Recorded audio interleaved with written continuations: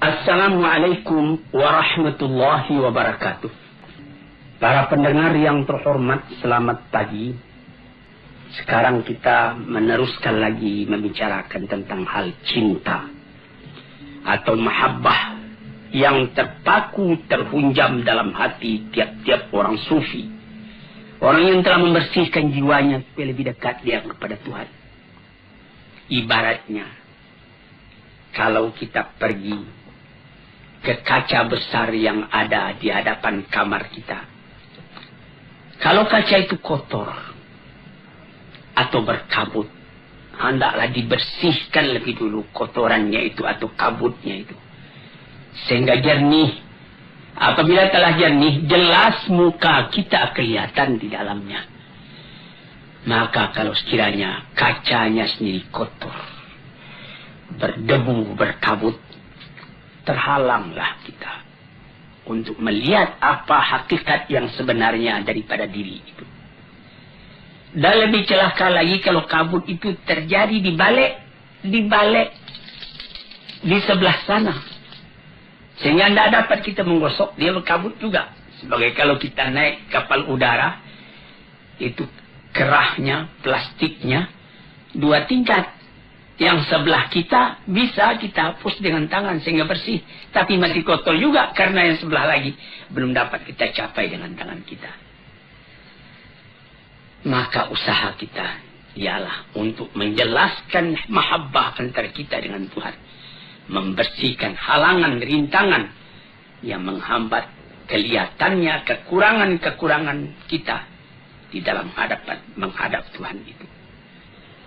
Kalau sekiranya misalnya saja dengan sesama manusia, bagaimanapun cintanya kita kepada seseorang. Kalau mata kita kerut, kalau mulut kita busuk, tentu saja tidak sanggup kita mendekati. Yang kita dekati itu jauh daripada kita. Dilihat bukan dia yang salah, kita yang salah. Ini pembersihan. Sebab itu maka sekarang kita masuk kepada yang ke-9.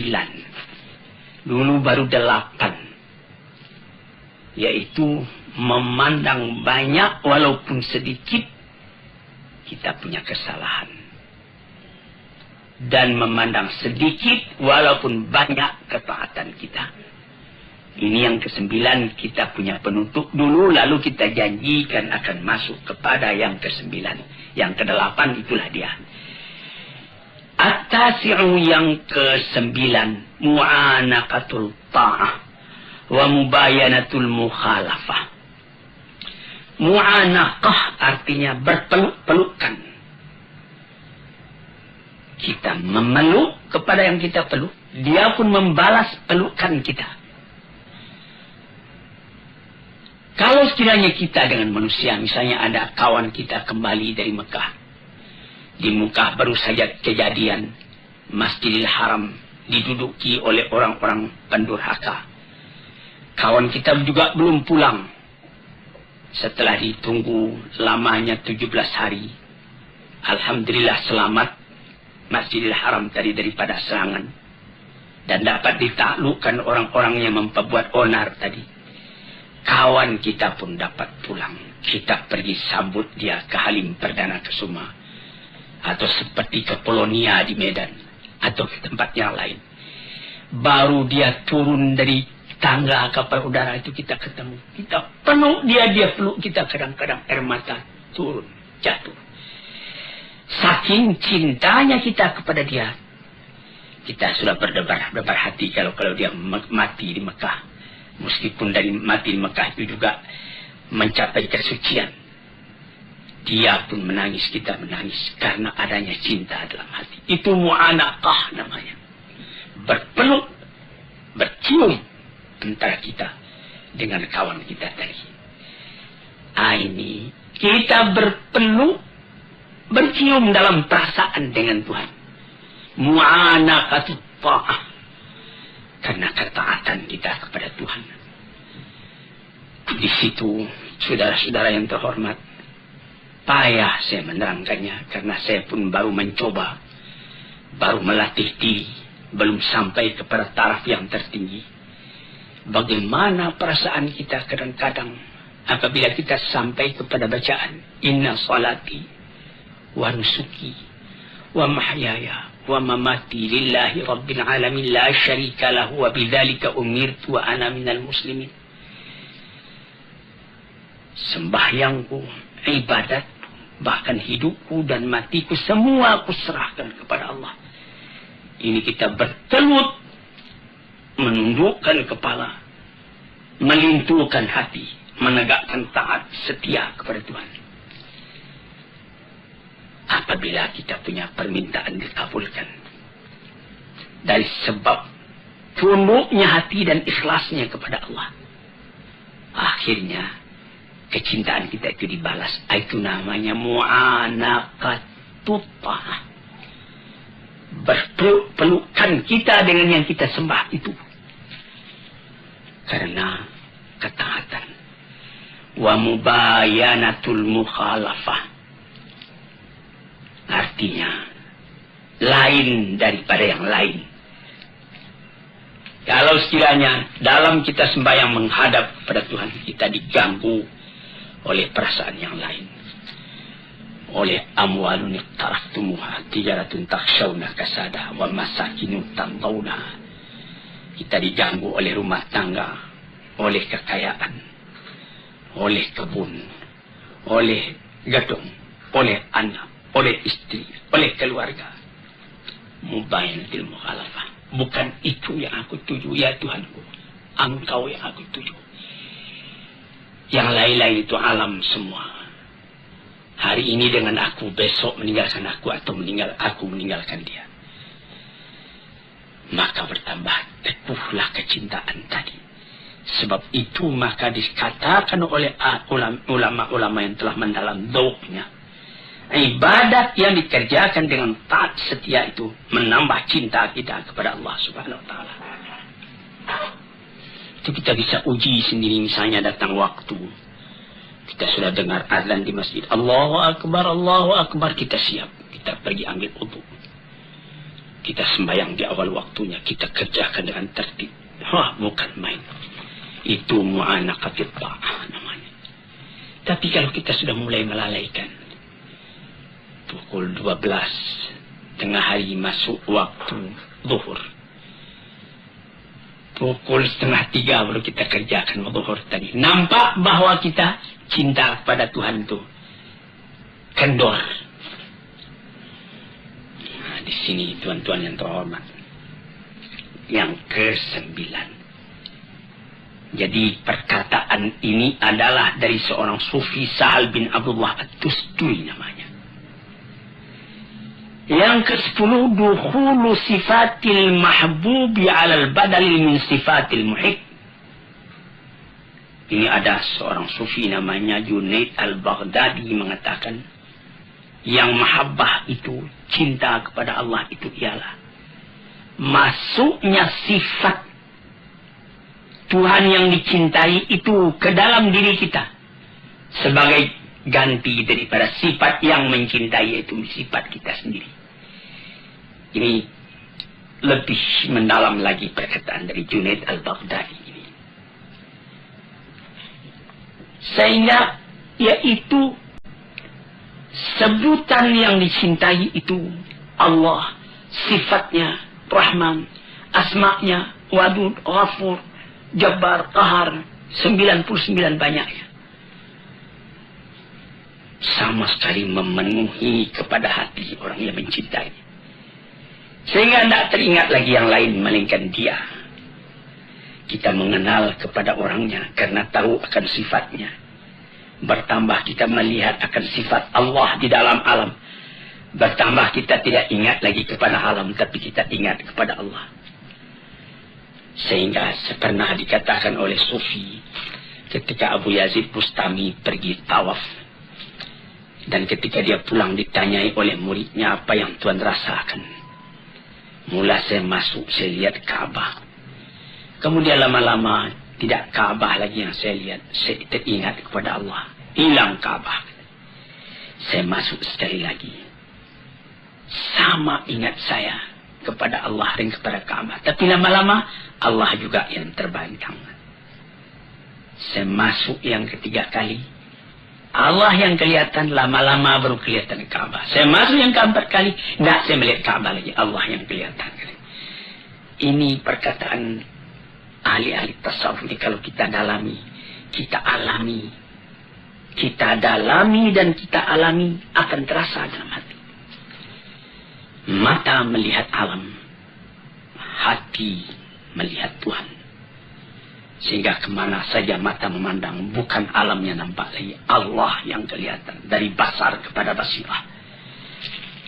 Jadi katanya Junaid al-Baghdadi itulah mempengaruhi sebutan yang kita cintai itu, sifatnya, namanya di dalam hati kita. Sehingga tidak ada lagi yang lain melainkan itu yang memenuhi hati. Perasaan kita, penanggapan kita yang mempengaruhi ialah perasaan itu. Sehingga segala perasaan, segala penanggapan bertukar sama sekali. Mengandalkan Tuhan. Dengan demikian itu bertambah lama, karena latihan itu bertambah, bergantilah sifat kita yang tercela kepada sifat Tuhan yang terpuji, yang tercinta. Sehingga sesuailah sifat kita dengan sifat Allah ala taqatil basyariyah, atas kesanggupannya seorang manusia. Yang ke-12, antahibal kulla kaliman ahbabta fala yabqa laka minka syai'un. Engkau berikan keseluruhannya kepada yang engkau cintai. Ini adalah keinsafan belaka. Karena kalau kita fikirkan, tidak ada yang kita punya di dalam alam ini sama sekali kepunyaan Tuhan. Walaupun songkok yang kita pakai, baju yang kita pakai, celana, sepatu, arloji dan lain-lain yang lekat di badan kita ini, tambah kita dalami, ini sama sekali cuma pinjaman. Dengan takdir dan dengan izin Allah subhanahu wa ta'ala, saya bikinlah gubuk-gubuk saya di Kebayoran Baru. Dari Perintah nomor 3, Perintah 3 nomor 1. Beberapa tahun yang lalu, kira-kira 20 tahun yang lalu, ada kawan bertanya, ini rumah Buya ini, rumah Tuan ini, rumah Bapak ini. Saya bilang, bukan. Ini rumah Tuhan, dipinjamkannya kepada saya selama saya masih hidup. Atau barangkali juga masih saya hidup, sudah tidak saya yang punya lagi. Mengangguk kawan tadi, lalu saya tuliskan, hadza min fadli Rabbi, ini rumah adalah kurnia Tuhanku. Liyabluwani ashkuru am ashkur, untuk menguji aku syukurkah aku kepada Allah, am akfur, atau aku melupakan jasa Allah kepada aku. Jadi kufur namanya. Rumah tangga, sawah berjenjang, bandar buatan, mobil dan lain-lain sebagainya, itu pinjaman semua. Jangankan itu, nyawa kita sendiri pun pada hakikatnya bukan kita yang punya. Kenapa begitu? Yang kita punya kan kita menguasainya. Apakah Tuhan berkuasa atas nyawa Tuhan? Apabila maut datang, la yasta'khiruna sa'atan wa la yastaqdimun. Perintah Allah datang, Tuhan dipanggil ke hadratnya, satu saat tak boleh terkemudian, satu saat tak boleh terdahulu. Bukan atas kehendak kita, tapi atas kehendak Tuhan. Jadi dengan jalan seperti itu, kita pun insaflah. Karena memang tidak kita yang punya. Berikan semua kepada Tuhan. Tidak ada di tangan engkau suatu juga lagi, melainkan pinjaman dari Tuhan. Inilah perkataan dari Abu Abdullah Al-Qurashi, seorang sufi lagi. Demikianlah kata beliau tujuan cinta dan hukumnya. Berikan iradat engkau, kemauan engkau, kehendak engkau, perbuatan engkau, harta engkau, waktu engkau kepada Allah. kepada yang engkau cintai. Engkau jadikan semuanya itu terikat di dalam ridha Allah dan kecintaan Allah. Tidak ada engkau mengambil untuk diri engkau sendiri kecuali apa yang diberikan oleh Allah. Dengan keinsafan ini pinjaman. Fata'khudahu ma minhu lahu. Engkau boleh ambil itu semua dengan tidak engkau lupakan bahwa ini cuma pinjaman. Yang ke-12. Antamhu minal qalbi ma siwal mahbub. Ini perkataan Shibli. Tadi itu ada perkataan dari Abdullah Al-Tusturi, Sahal bin Abdullah Al-Tusturi. Ada perkataan Junaid Al-Baghdadi. Ada perkataan Abdullah Al-Qurashi. Sekarang perkataan Shibli. Apa kata beliau? Antamhuwa minal qalbi ma siwal mahbub. Hapuskan dari hati selain dari yang kita cintai. Jadi la ilaha illallah. Dilanjutkan lagi. Apa lanjutnya? La mawjud illallah. Tapi di sini juga lebih mendalam ini. Kalau tidak hati-hati nanti kita bisa jadi wahdatul wujud. Tapi jangan mesti sampaikan. Yaitu tidak ada yang ada ini kecuali Allah punya. Aku sendiri pun dia yang punya. Kalau kita punya cinta sejati kepada Allah mau didudukkan, inilah kesempurnaannya, kata Shibli. Selama dalam hati ada sisa lagi tempat buat yang lain, cinta itu sudah meragukan. Ini yang ke-12. Yang ke-13. Iqamatul itabi ala dawam.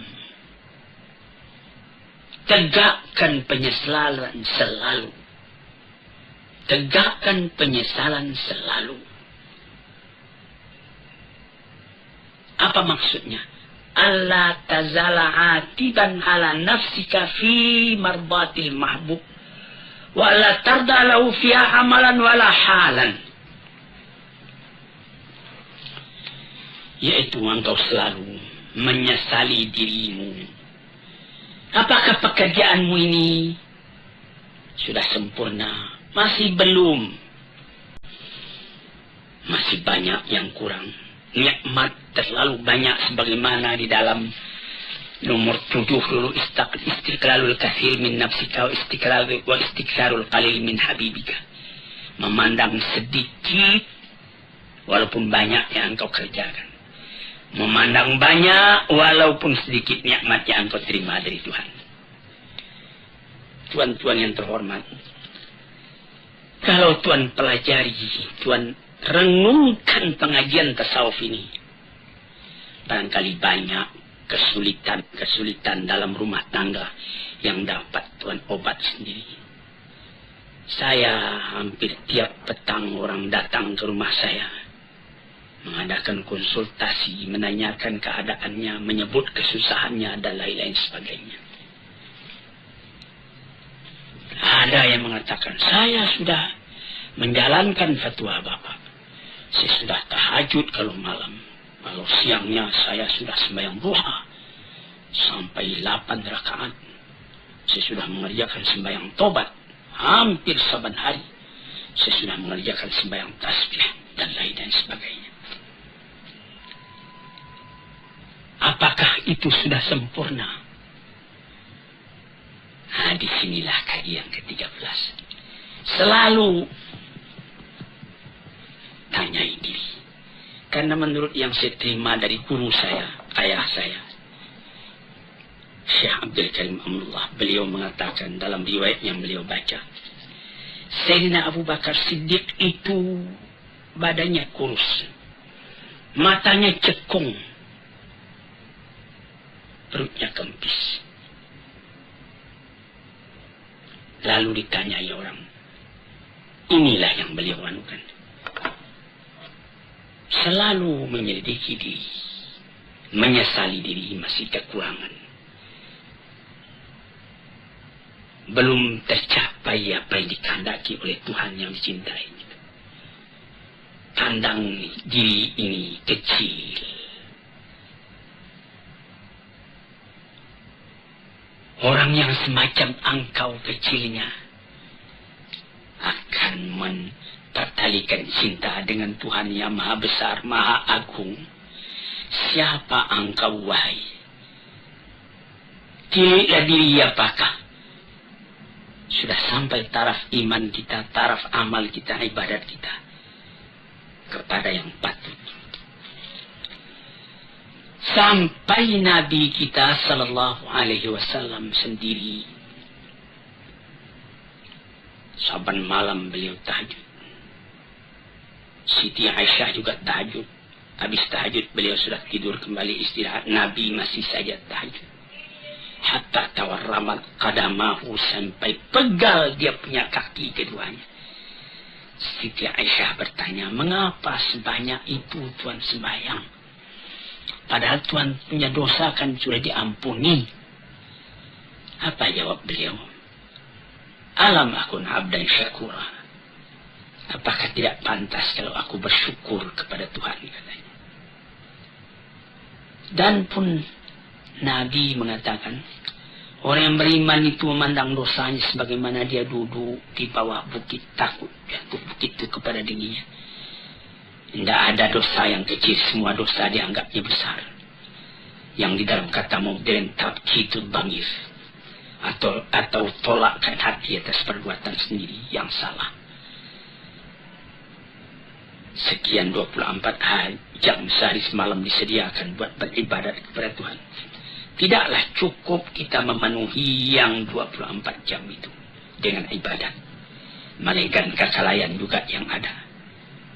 Kita sembahyang, tapi kita berjalan lagi, kita bekerja lagi. Memang Tuhan juga yang menyuruhkan. Tapi berapakah lamanya kita ingat kepada Tuhan? Nah, inilah yang nomor 13. Yang ke-14.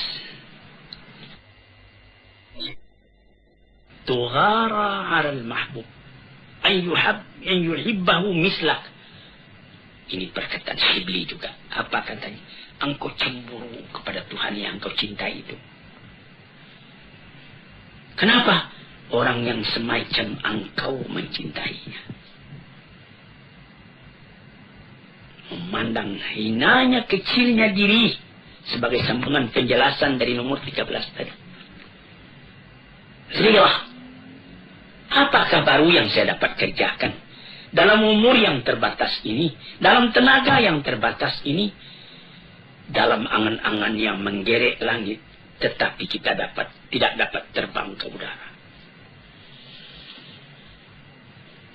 Jadi, terpandang besarnya Tuhan, terpandang kecilnya diri, dan diri yang kecil itu tidak dapat melepaskan diri dari rahmat dan nikmat Tuhan. Apakah usahaku membalas kesalahan yang begini saja kepada diri? Ini salah satu kemajuan dalam rohani manusia. Sekian dulu, nanti lain hari kita sambung lagi. Assalamualaikum warahmatullahi wabarakatuh.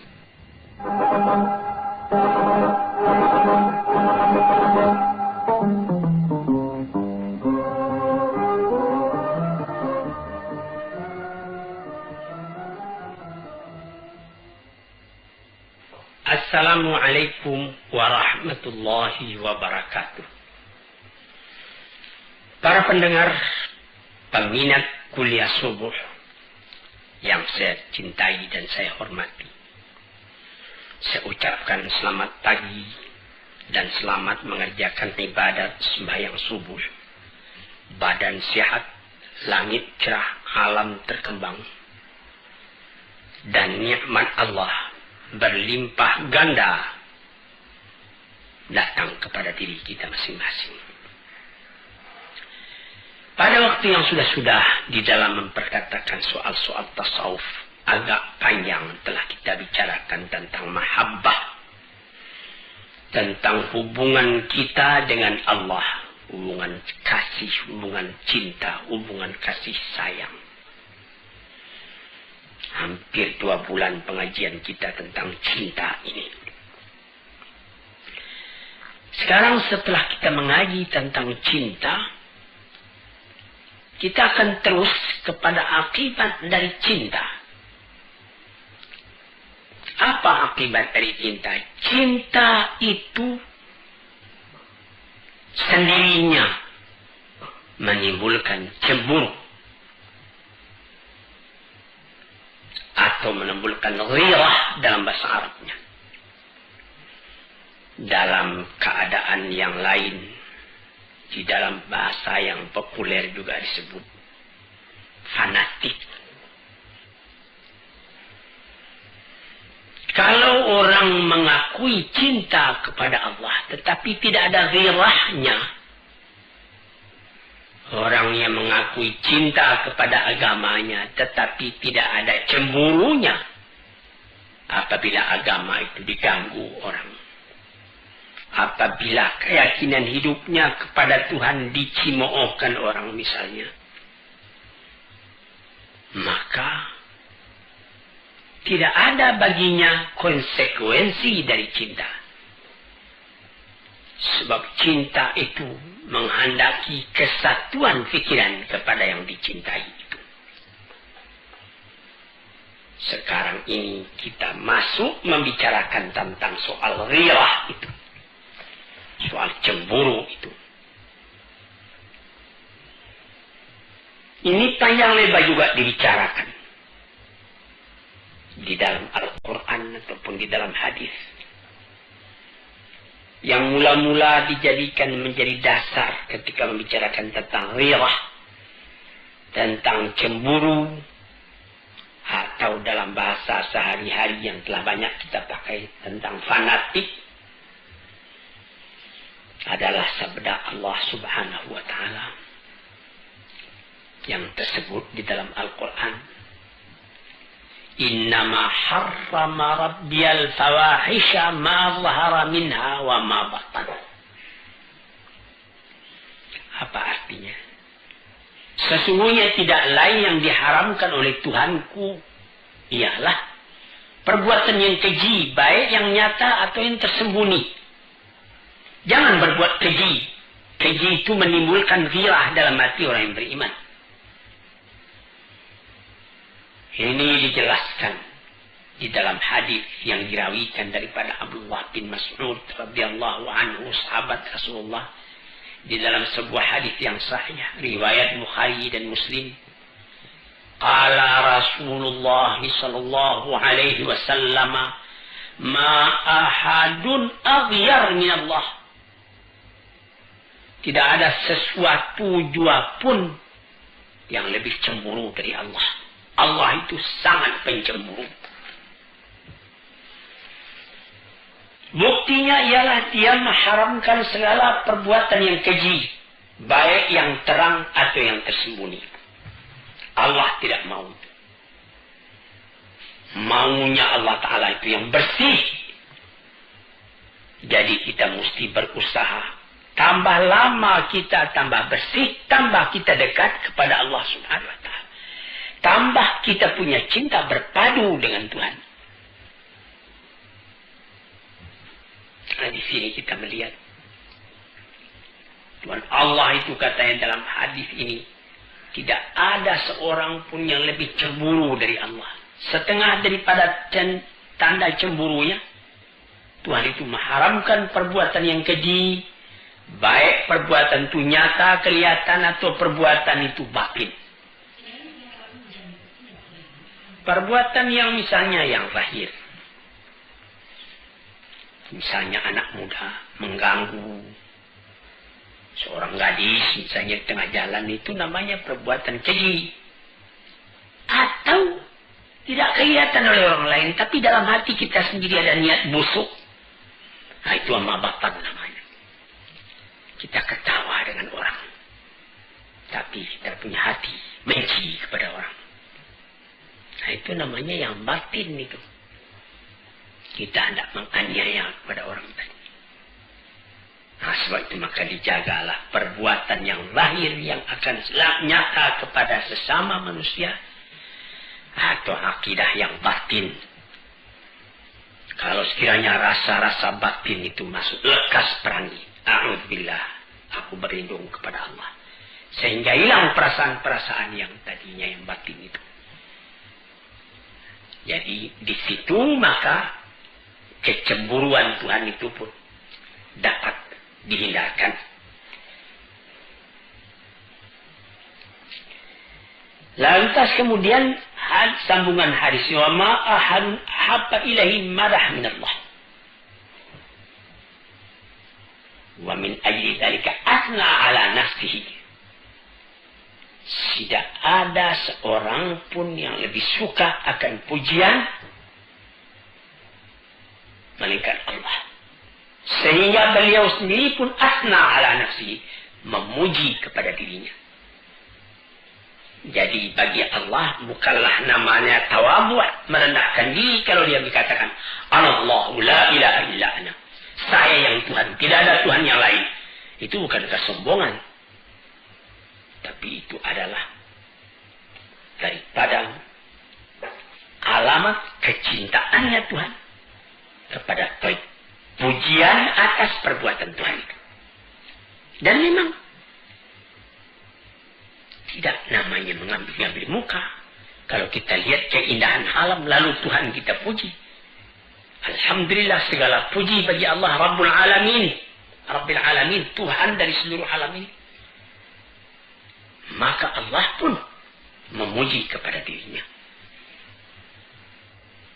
Kemudian itu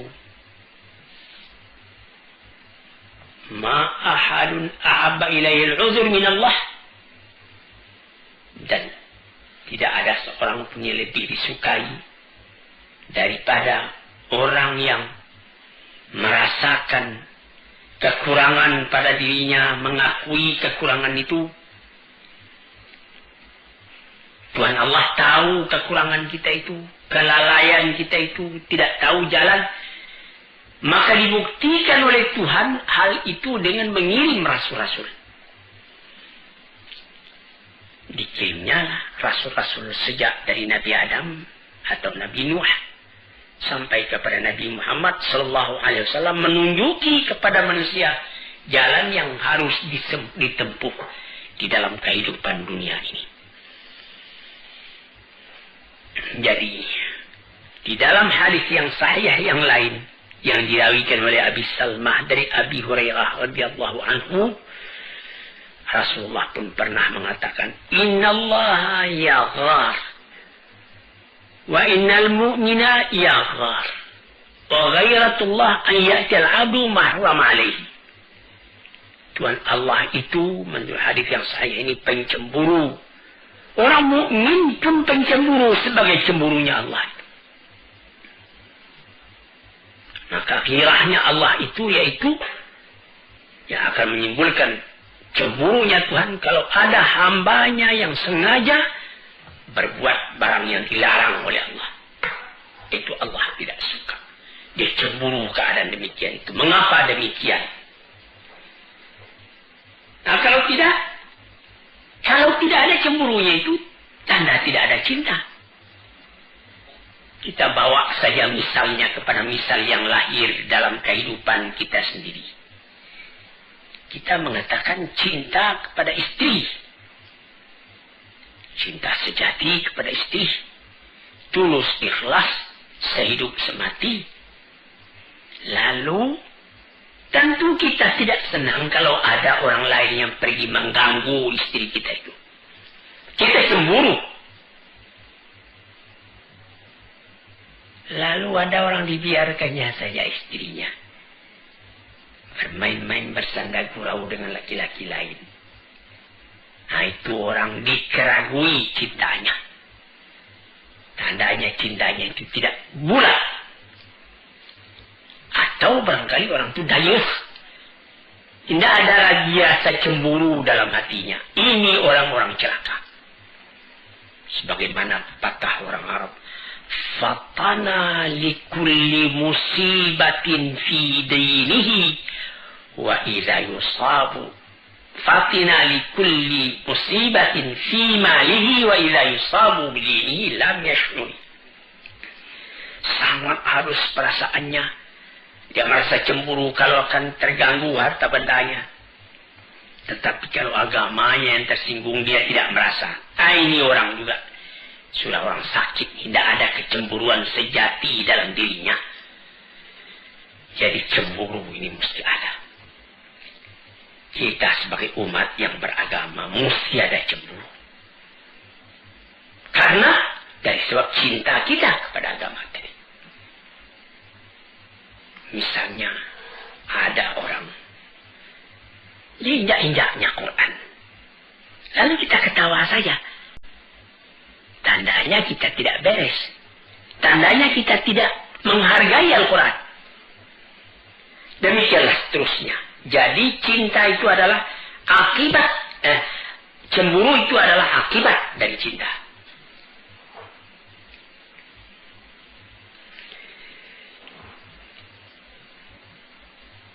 Termasuk di dalam cinta itu disebutkan di dalam surat dalam Quran, wa idza qara'tal qur'ana ja'alna bainaka wa bainal ladzina la yu'minuna bil akhirati hijaban mastura. Ini orang yang tidak timbul cemburu dalam hatinya. Apabila engkau baca Al-Quran, kami jadikan di antara engkau dan di antara orang-orang yang beriman, yang tidak beriman kepada hari akhirat, ada dinding penutup.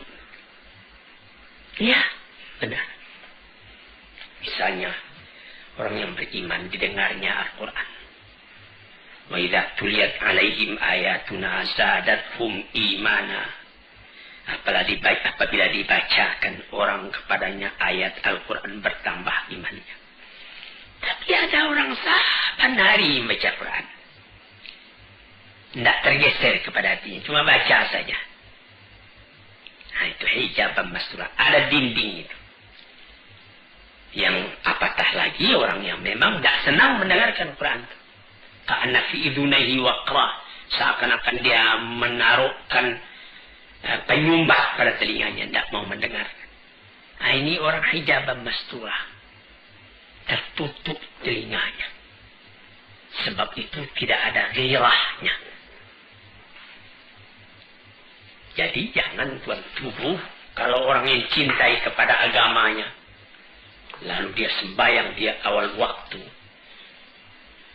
atau dia dalam perjalanan, hari sudah sore, waktu asar sudah hampir habis. Sebagaimana saya baca di dalam satu surat kabar, beberapa orang pengembara di London, dia mau berangkat ke tempat lain, waktu asar sudah hampir habis. Dia sembahyang di Egypt Park. Dia sembahyang menjamak. 2 rakaat zuhur, 2 rakaat asar, karena dia adalah musafir. Tidak peduli dia apa, dia ditonton orang, tidak apa. Karena ghirahnya kepada agamanya. Jadi ini ujian ini. Apakah engkau cinta? Sebagaimana kaji kita yang sudah hampir 2 bulan yang sudah. Ya, saya cinta. Apa engkau ada cemburu? Oh, tidak. Tidak ada cinta engkau kalau begitu keadaannya.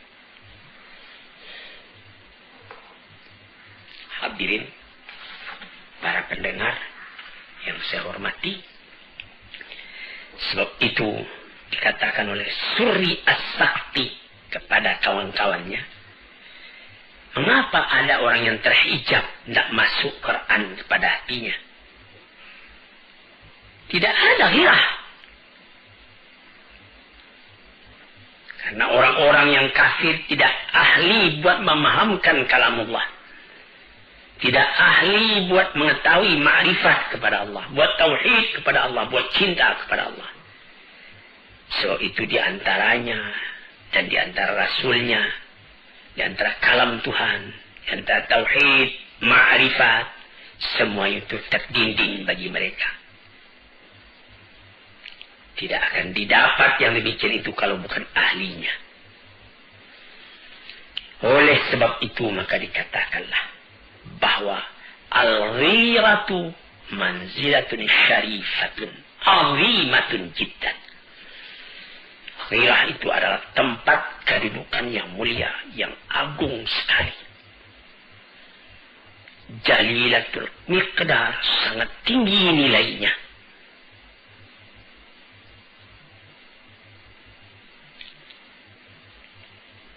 Nah, di situ. Jadi ghirah itu yaitu tidak suka dicampuri, tidak suka diganggu gugat hubungan kita yang begitu mesra dengan yang paling kita cinta.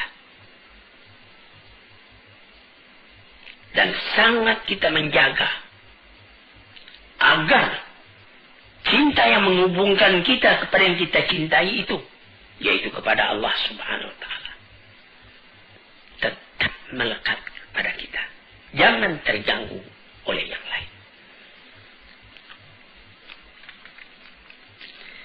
Nah, disitulah maka dikatakan bahwa ghirah itu yang pertama sekali ialah ghirah kepada diri kita sendiri, kepada hati kita sendiri. Apakah baru yang dapat kita kerjakan buat mencapai cita kita mendekati Allah? Di manakah kekurangan kita? Bertambah kita banyak memikirkan itu, bertambah menyesal kita kalau ada kekurangan. Bertambah kita buru lagi, menambah lagi.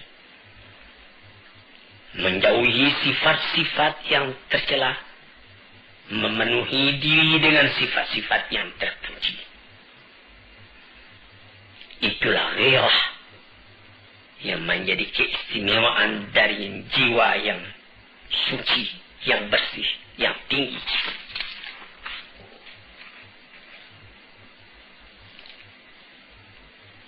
Maka jiwa atau diri yang rendah tidak dapat mencapai itu. Menurut kemuliaan diri dan ketinggian cita-citanya, disitulah letak ketinggian yang akan dicapai pula oleh tingkat ghirahnya itu.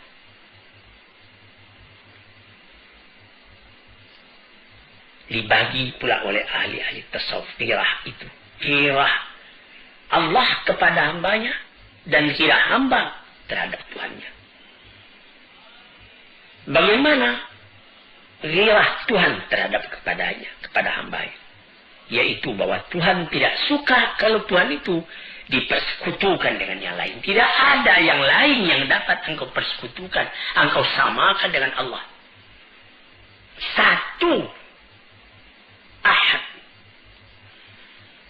Sehingga Bilal bin Rabah, ketika dia sudah dijemur di cahaya matahari, dihimpit badannya dengan batu, cuma tunjuknya saja yang bergerak, cuma tinggal tunjuk. Ahad, Allah satu, Allah satu. Nah, itulah. Di dalam badan menderita, hati senang. Karena teguhnya menyanggirah kepada keinginan. Hadirin, nah bagaimana pula ghirahnya Tuhan kepada hamba, kepada Tuhannya? Ghirah kepada dirinya dan ghirah kepada orang lain. Adapun ghirah kepada Tuhannya, tidak dia jadikan amalnya, perkataannya, ahwalnya, waktunya, nafasnya selain untuk Tuhan. Dan kalau ada orang lain yang mengganggu hubungan dengan Tuhan itu, timbul marahnya. Dan dia tidak mau kalau haknya dengan Tuhan itu dipandang enteng oleh orang yang memandang enteng. Hadirin yang terhormat, kita habisi hingga itu dulu. Agak 2-3 kali lagi kita bicarakan pula tentang hal ghirah itu. Ghirah akibat daripada mahabbah. Assalamualaikum warahmatullahi wabarakatuh.